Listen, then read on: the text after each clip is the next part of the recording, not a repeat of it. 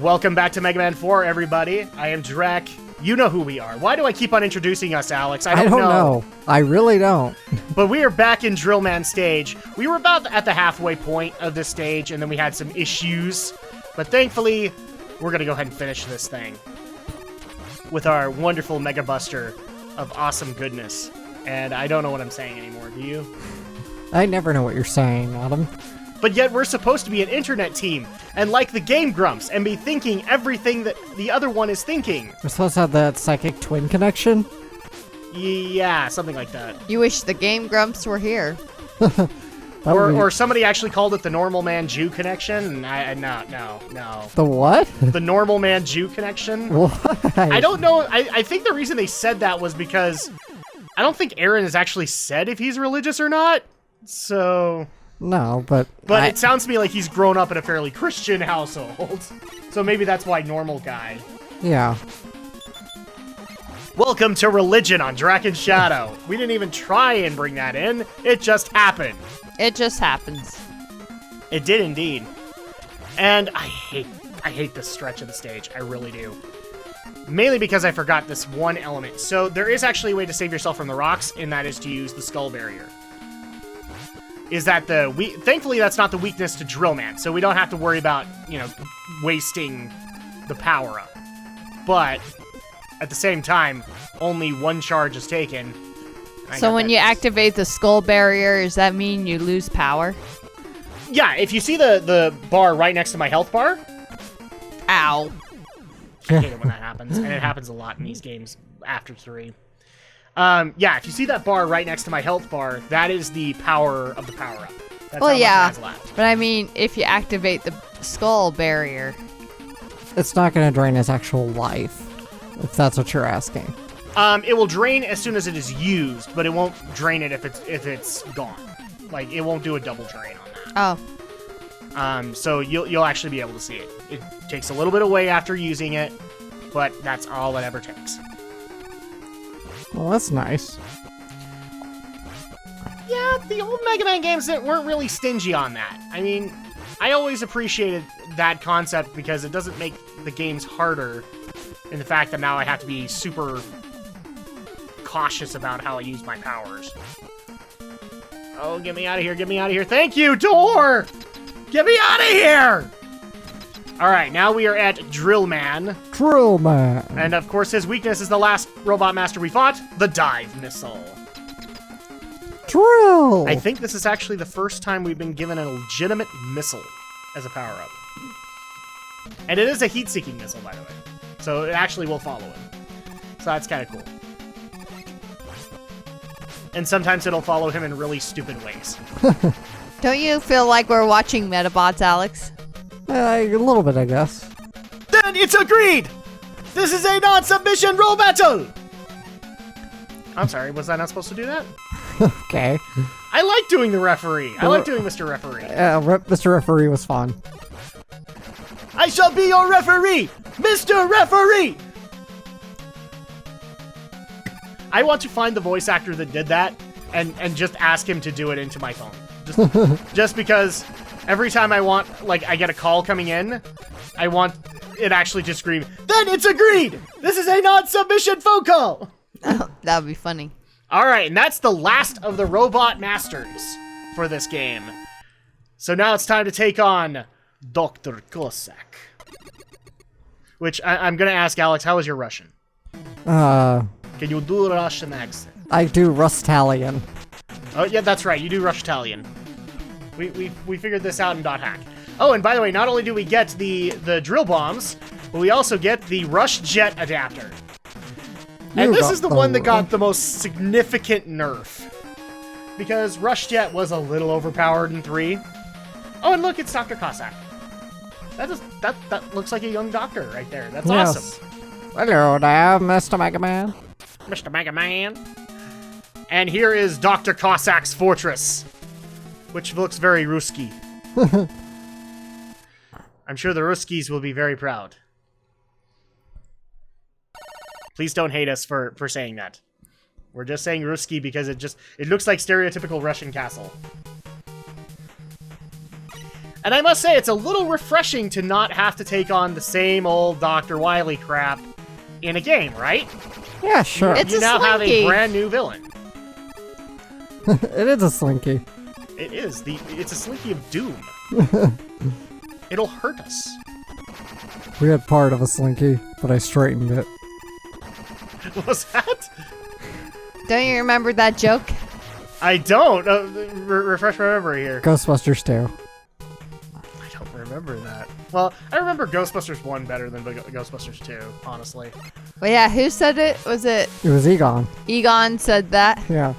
We had part of a slinky, but I straightened it. That seems like a very Sheldon Cooper response to that. Yeah, I Like can you can't tolerate that. So here's the difference to the Rush Jet adapter since we have it out. First of all, I can't control everywhere it goes. It will go in a straight line. I can make it go up and down, but I cannot ultimately control it. So I can go down from here, but I probably won't. And the power consumption actually did go up from 3. So, but the addition that they did was, if you remember from Mega Man 3, it actually cost power to shoot my arm cannon in it. That doesn't happen anymore. Okay. Now, normally, a lot of people would use the balloon power-up for this, but I do not like the fact that the platforms below me are slippery, and I do not want to have accidents. So this is actually the balloon power-up, which we will use, just not the wire. Yeah, we will. I hate to tell people this, but we will not use the wire power-up. It's not that useful. Oh, okay. So now we are actually... Here's the other addition to the final levels. You remember that Dr. Wily's castle, the levels were pretty long, right? Yes. They've shortened them to help you get through the castle a little bit quicker. Okay. So they took out a lot of the unnecessary sections that don't need to be there. And so now that's not going to be our big problem. The bosses, however, are still difficult. And we are facing a robotic Butterfree. I just want to put that out to people.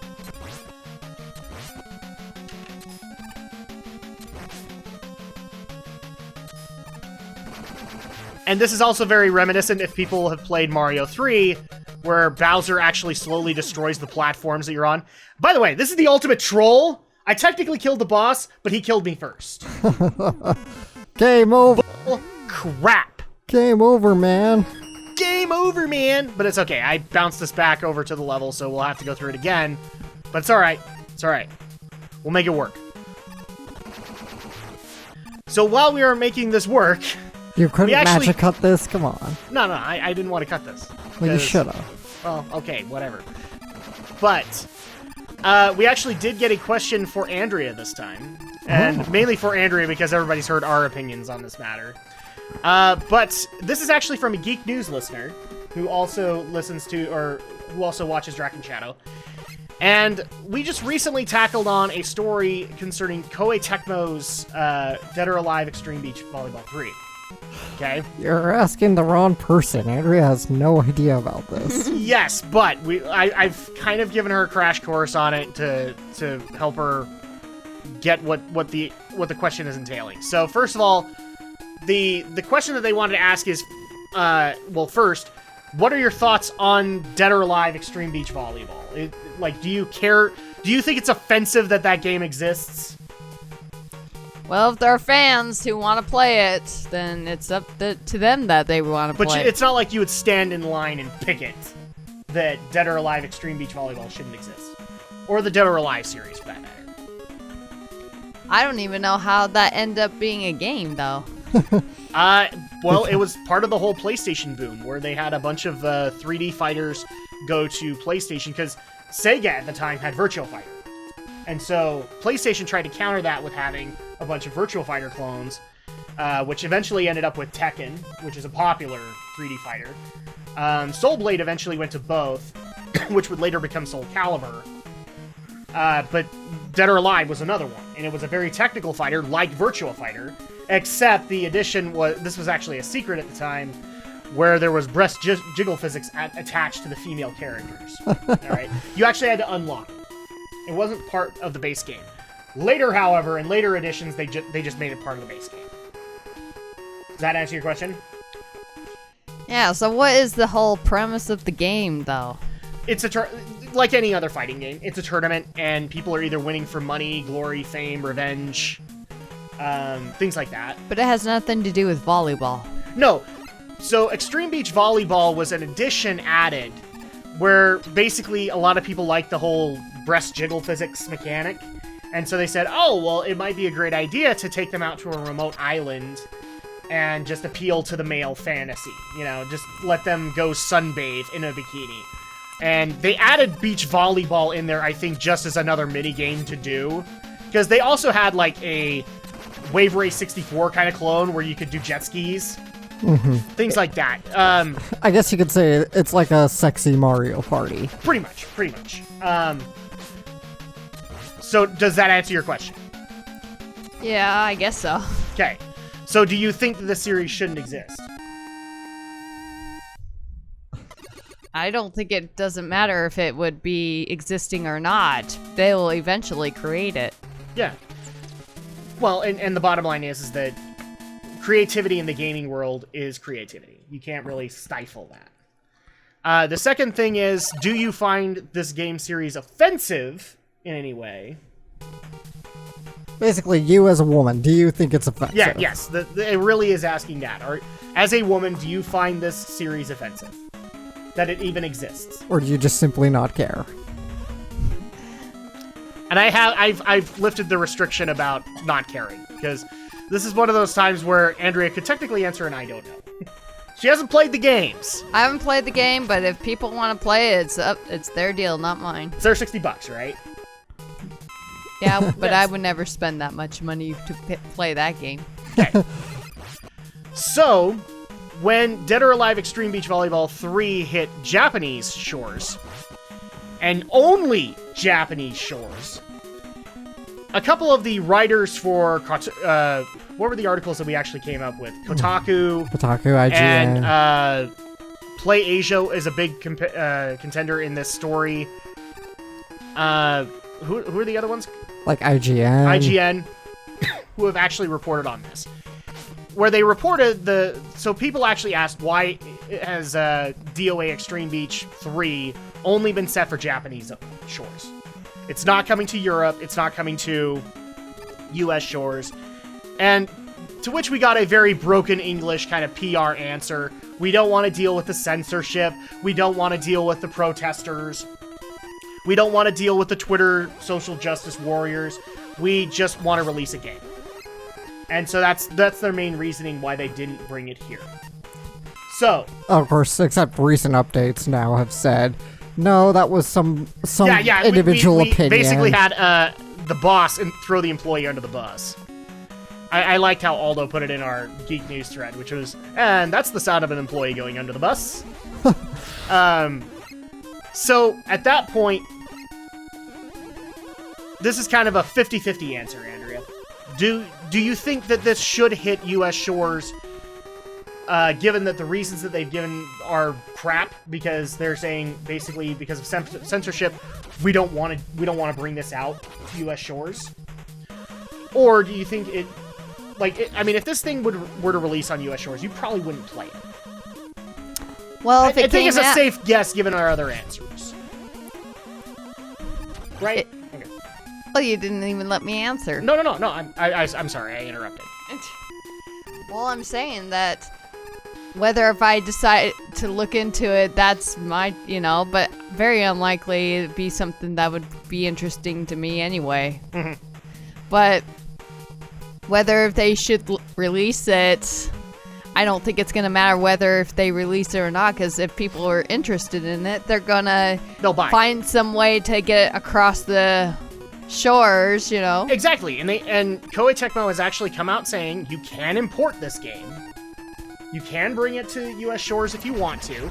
I just don't think you're going to get like an English dub or anything like that. It'll be all Japanese. So, and that's fine, because a lot of the people that are going to play this don't really care about the dialogue of the story.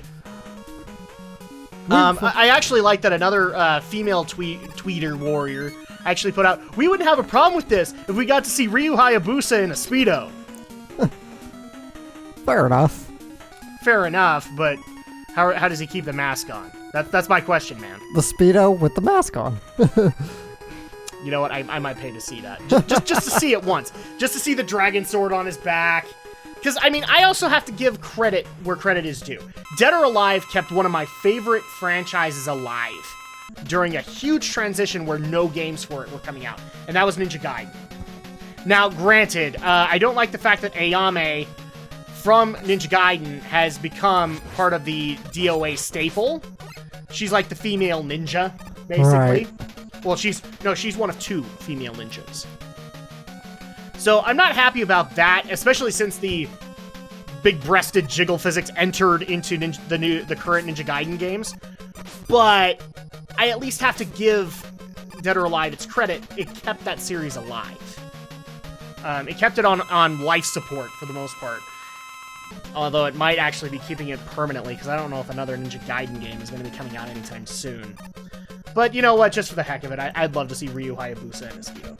In fact, you know what? That's the episode title. Ryu Hayabusa in a Speedo. All right. Come on. Hit it. So we're fighting HAL 9000 here? Yes. I don't remember the actual term or the actual name for this boss, but yeah, the HAL 9000 is appropriate. Except the HAL 9000 can take itself apart. Or Vengex. There you go, Vengex. Yeah. I am Vengex. I am constantly evolving. And by constantly evolving, I mean my character actual suit changes slightly. It gets improved shoulders, like in World of Warcraft. My shoulders are bigger than my head. What? That happens in Power Rangers series. Is if there's going to be an improvement, and maybe like we'll add an additional color, or we'll get bigger shoulders. Shoulder pads. Or glitter. Or glitter, yes, or glitter. And people will have to ignore that concept. I accidentally hit the button to go into the main menu, and it always has to save. So I tried to keep that as minimal as I could. It's just like Sky Sanctuary. Auto-scroll levels. Yes. Feel my pain, Alex. Feel my pain. I felt them. Actually, you know what? As far as auto-scroll levels, this is not bad. This is not horrible. It's not moving too fast. I hate NES games that move too fast with that. Because that just feels cheap by the end. Alright, we might as well fill up some other powers. Just in case. And we downed the second boss, so now we are in the third area of Dr. Cossack's castle. And strangely enough, it doesn't feel very snowy out here anymore. Because we're high in the sky. Apparently so. Actually, I like this level in the fact that it's kind of reminiscent of Airman's level from Mega Man 2. Except with the improvement of clouds not being in the foreground and therefore hiding the sprite. Because that killed you. And some people are actually going to scream out, but that made the game harder, Drak! No, it made the game annoying and tedious. It didn't do anything. I would actually dare say there were other elements of that level that made it way more harder than just simply adding a cloud to the foreground. Yeah, because that's not legitimate game difficulty, people. No. That's just poorly thought out graphic design. Mm. Yay, extra life! I hate it when the extra lives would just fall. Yeah, tempting you. It's like, come on, follow me. Schmuck bait. But occasionally I do get an extra life, and that's helpful, especially since, like in the previous Mega Man games, the castle is a gauntlet. You cannot stop it. If you reset the game after, then you're starting at the beginning of the castle. Which is dumb. I gotta give them that. That's a challenge there. It is, but maybe I just remember those odd times where a little brother would come in and hit the reset button accidentally. Whoops. Really? And your parents wouldn't understand the rage that was coursing through you at that time. Because all of that hard work for nothing. I'm sorry, is this a time where I can interject like a Jeremy Irons? Nothing!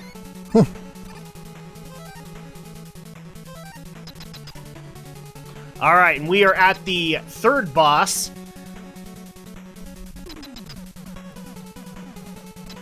Which isn't a whole lot.